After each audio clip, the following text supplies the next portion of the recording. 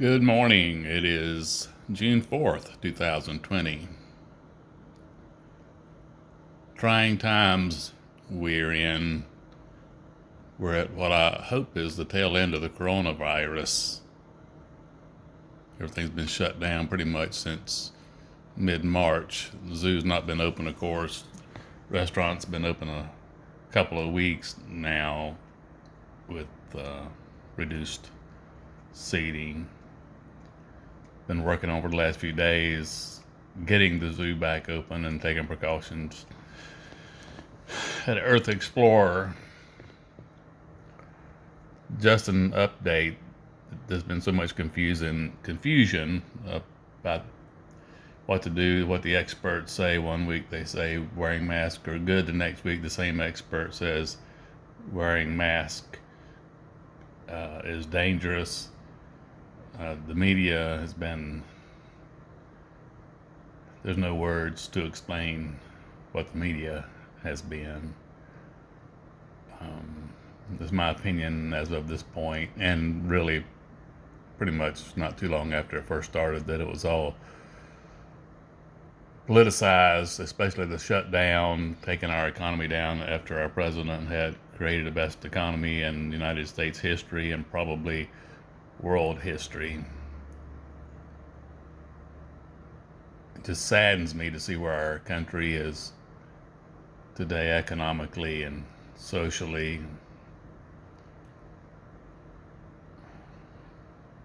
spiritually, especially. About 10 days ago, maybe 2 weeks today, perhaps, George Floyd was murdered by a cop in Minnesota unjustifiably so, on camera, being warned that you're suffocating him, let him up, and he didn't for 9 seconds, and the man died. So then riots started in Minneapolis, burning of businesses. Last I heard this morning, 360 businesses have been damaged or burned or looted in Minneapolis. Since then, riots have taken place all over the country, especially the Democratic ran cities and states. It's amazing how you can't go outside and you can't gather at church and you can't gather for weddings and funerals and so forth. You can't do these things, but it's okay to riot. Michigan Governor Whitmer rescinded her stay-at-home orders by a week or two yesterday so people could go riot. Of course, they weren't stopping anyway. But, you couldn't go to your place of work, you couldn't open your business, you couldn't go to a restaurant, but it's okay for them to riot without mask, without social distancing. This whole coronavirus thing was a scam from the very start. It's sad that folks were sick and have died. I understand that, and I appreciate that, and so thankful that my family and I have been safe throughout the situation, and hope it remains that way. But the gentleman, the Brit scientist that suggested through his study, through his model, that 2.2 million people would die in the United States from the coronavirus unless we shut it down. Later, a month later or 6 weeks later, was found that in Britain he was leaving his safe place to go to his girlfriend's house, even in the midst of a lockdown. And this is his girlfriend's house, even though he's married. So like a lot of other leaders and people in high places think the rules apply to everyone else, but not to them. But that same scientist that has caused the world to shut down admitted this week that Sweden, who did not shut down, had just as good a response to the coronavirus as all the countries that did shut down. Meaning the economy of the world has been destroyed for nothing, off the word of one man.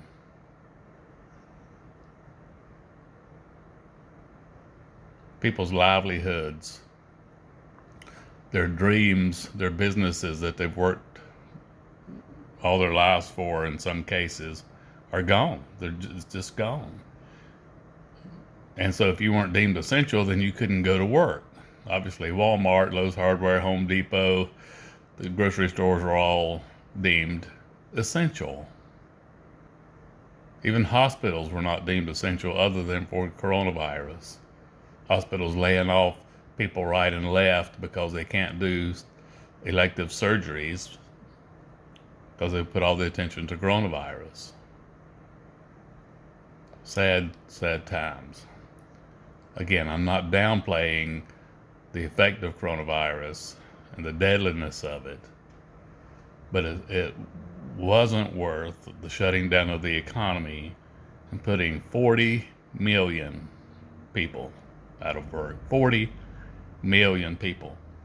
And of course, the leaders have been complaining about our deficit, of which was around 25 trillion before this is all started, and they're writing checks right and left, giving people more money to stay at home than they made at their job, which obviously was meant to create a slowing of the economy returning to normal, because they couldn't get people back to work, because people say, I'm not going back to work. I make twice as much staying at home as I do working. So some of the businesses are trying to get back up and running. They're having to stay closed because they can't get staff to come to work. Now the newest bailout package, or the stimulus package that they're talking about, that is going to be awful, I'm sure. They're talking about extending those unemployment payments through the end of the year. If you had a full-time job when this all started, making $8 or $10 or $12 an hour or $15 an hour, with state unemployment and the $600 a week that was in that stimulus package, it'd be equivalent to making $48,000 to $50,000, $52,000 a year. And these people are used to making $18,000 to $20,000, $25,000, $30,000 a year, and staying at home, they're making $1,000 a week, $900 a week. It made no sense. Before it ever happened, people were talking about it, including me, that I could understand them making people whole while they were mandated to stay home, but not give them more money not to work than to work. I know in times like these, it's easy to throw rocks and to throw blame. I don't blame the president and the experts locking things down to slow the curve so the hospitals wouldn't be overwhelmed. However, as soon as they saw that wasn't going to happen, then they should have started opening up in places. In some states, like Florida, Colorado, and South Dakota, opening up early than they were allowed, if you will, to open against the president's orders. And there was not a spike in the deaths. If there was a spike in the cases, I haven't heard of that. Don't think it's been any worse than in the states that have not opened up early. By this time, we know 6-foot social distancing. Stay away from people that are sick. If you have something going on, wear a mask to protect others, but in very limited time spans. Don't just wear one all day. I think they are saying that is a problem. So it's just scary times. There's so much civil unrest going on now all across the country, and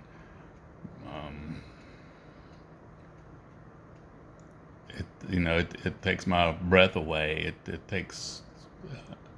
I can't explain how I'm feeling. I just keep praying and trying to understand that God has this. This is all part of the plan. Who are we to judge? He knows what's happening. He knows the future. We don't know the future. So all we need to do is look to him for guidance and help those who don't know him to look to him for guidance.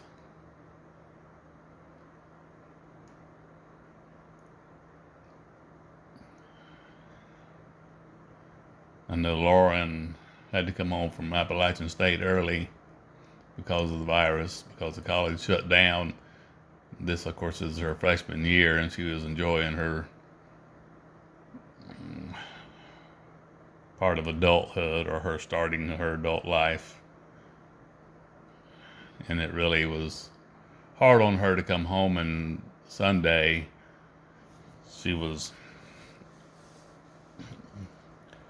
upset about things that are going on, and will everything get back to normal ever?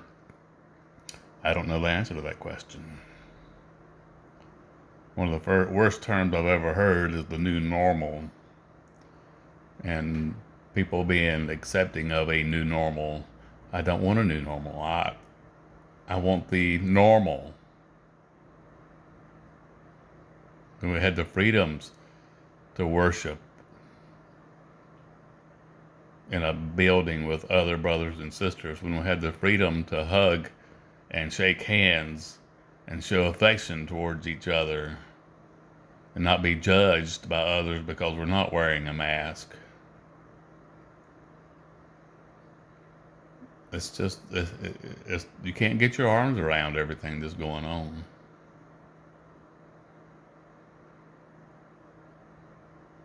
People who don't have Jesus, I don't know how they have hope.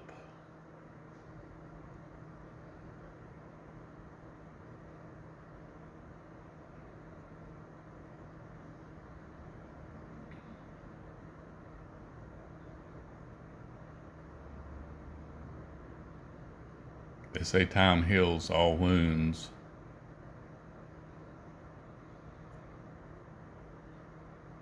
I hope we have enough time to heal them before they fester, become infected even worse than they are already. Our leaders need to stand up. During the coronavirus, I have said all along that the devil's been showing his face, letting us know who he is.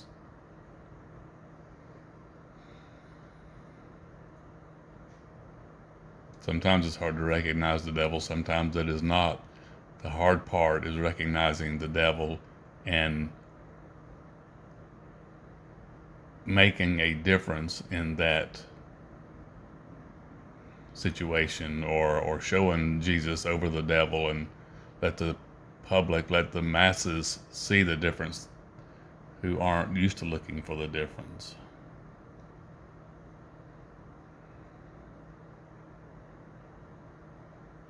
I don't know the answers or the outcome.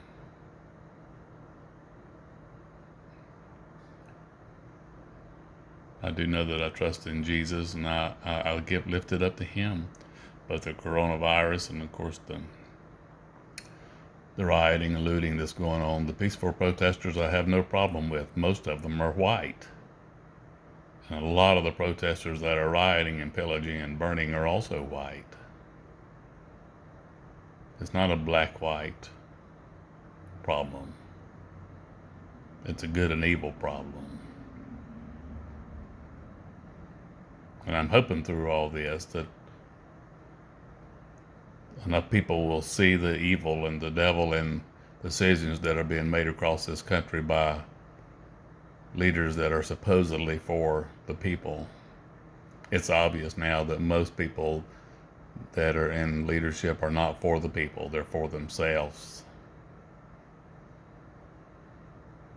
If you're for the people, you wouldn't shut down Joe's business and let Larry's business move forward.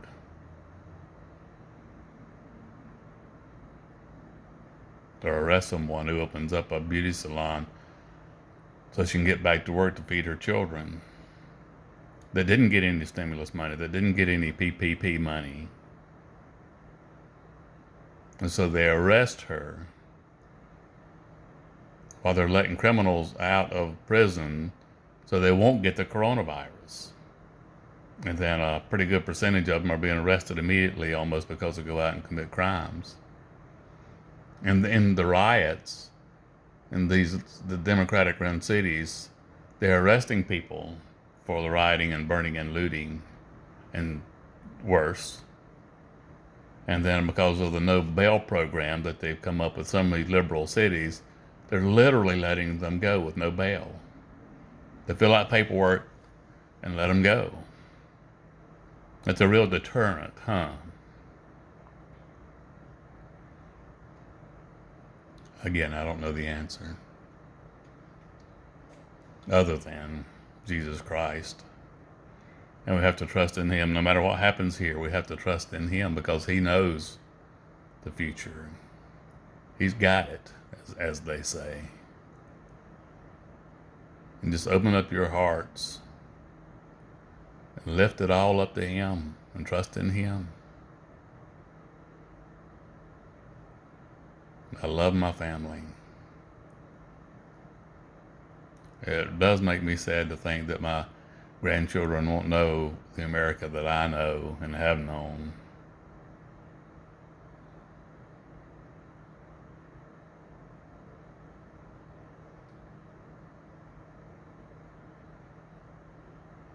Again, this is June 4th, 2020.